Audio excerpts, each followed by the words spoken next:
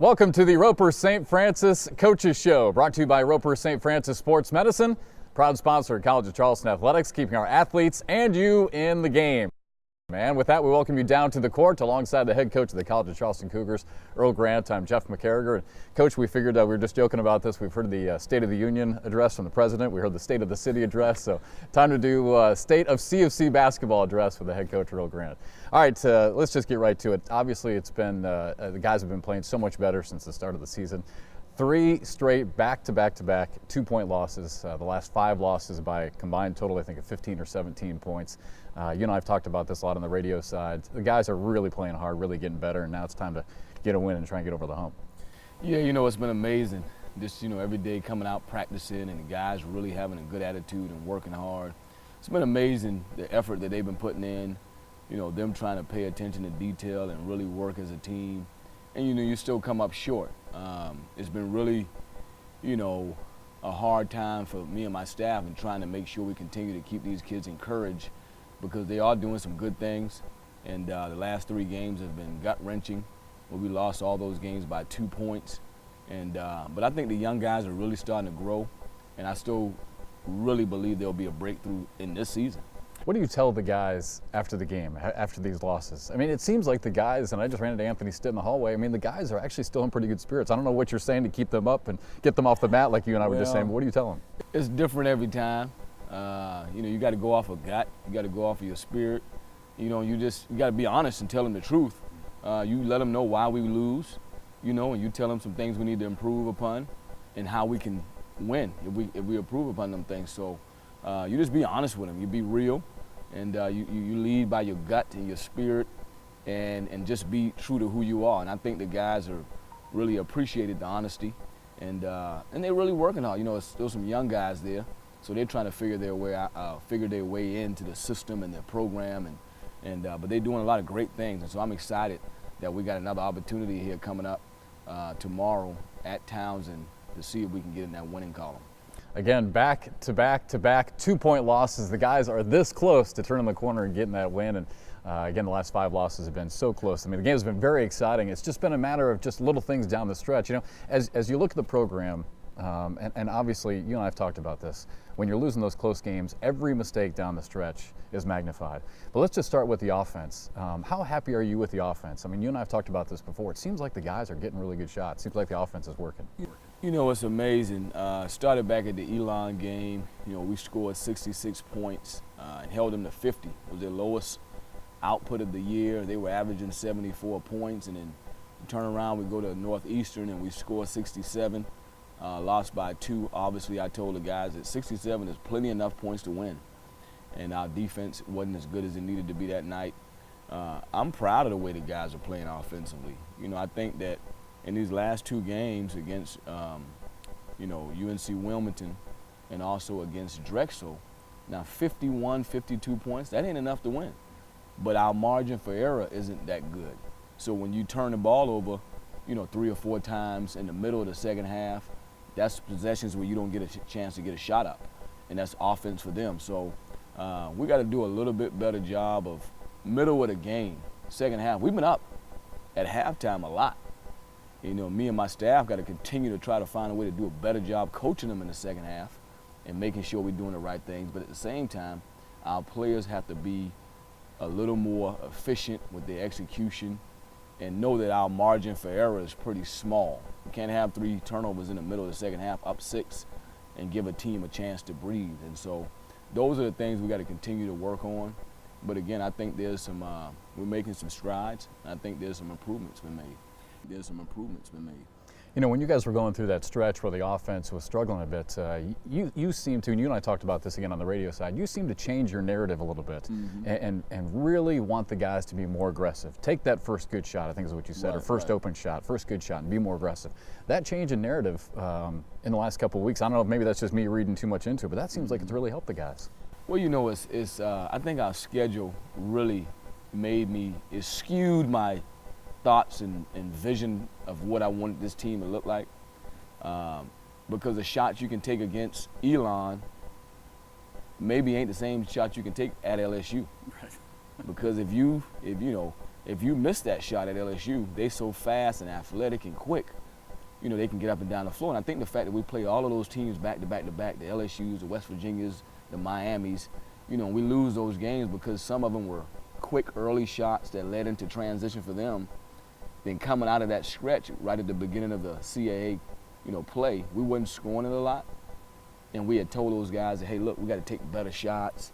And then we got more aggressive. But I think the fact that the schedule, you play so many really good teams, that you start winding it down a little bit about talking about shot selection and, not taking the earlier shot. And then the defensive rebounding was another thing that was skewed.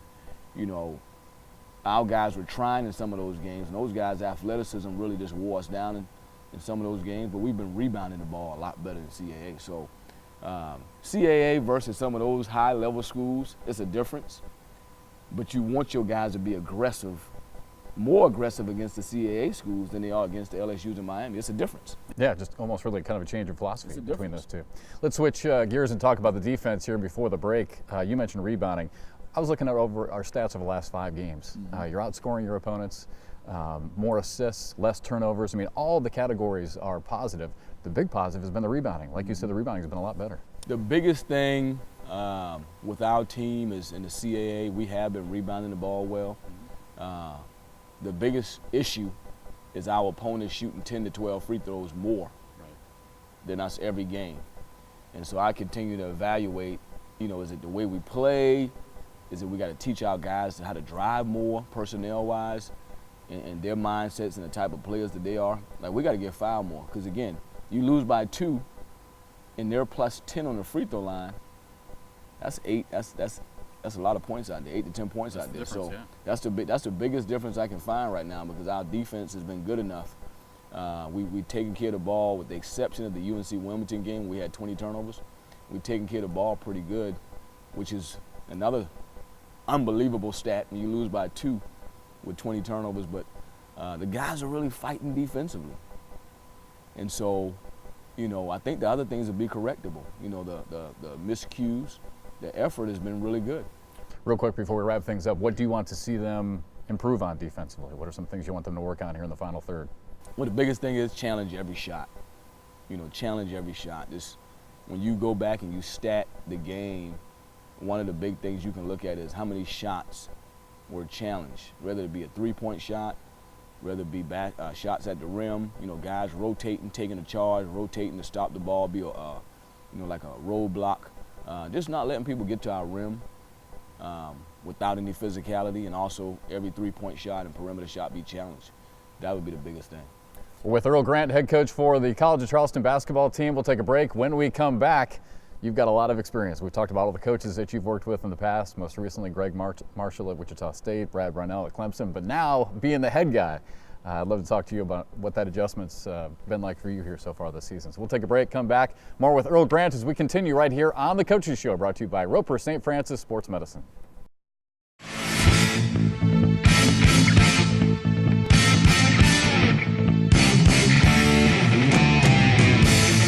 These are the moments that move you. Roper St. Francis Orthopedics is South Carolina's leader when it comes to letting you stay in play. Our top-rated program has over 30 specialists across the Lowcountry who are ready to treat all of your moving parts. Call 727-DOCS to keep on moving. Welcome back down to the court here inside TD Arena for another edition of our Coaches Show with the head coach Earl Grant. I'm Jeff McCarriger, and we were joking in that first segment. We heard the State of the Union address about a week and a half ago. We heard the State of the City, so now it's time for the State of CFC basketball. We talked about the offense and defense back in that first half of the show. Now let's talk about you personally.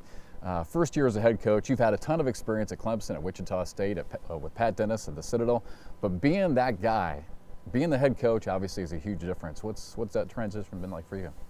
I mean, it's been unbelievable. So many decisions that have to be made every day on everything involving the program. It's been different, planning for the games, planning for travel, planning for recruiting, and just so many different things that as an assistant, you give your recommendation and you walk out, that's it. And so the buck stops at you. Now, I do have a phenomenal staff, so they have helped me with a lot of different things, and I have great support here, with a lot of people in the Cougar Club and obviously my administration. So, and obviously guys like you. I mean, it's been easy to transition to work with people here that's been very supportive. The hard thing is trying to figure out what do my team need from me all the time. It's like every day is different. Do they need me to hug them? Do they need me to whip them? Do they need me to, counsel them? And with the ups and downs of the season, in such a short period of time of, getting the job and getting to know the lay of the land, it's been a challenge because really, I've been here for a little bit over 4 months now, and that in 4 months is enough time to get a relationship with a kid. Even when you're recruiting a kid, you recruit him for about 8 months before he says yes or no. And so for me, it's like figuring out on the job. Like it's just so many different things on the job day to day that you can't prepare for. And I've enjoyed every bit of it. It's amazing. Somebody asked me a couple of days ago, how you enjoying it? I mean, I love it.